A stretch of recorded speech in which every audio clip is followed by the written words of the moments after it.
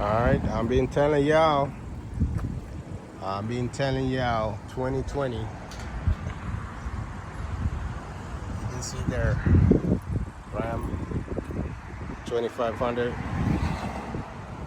Well, actually 2021. Ram 2500.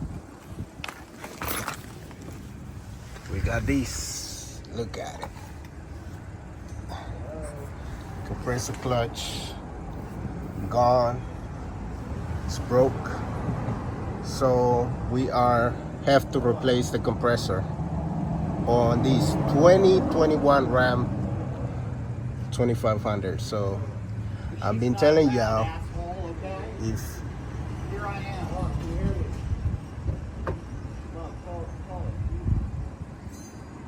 if y'all thinking to buy one, y'all better get ready with the payment, the insurance, and to pay the mechanic.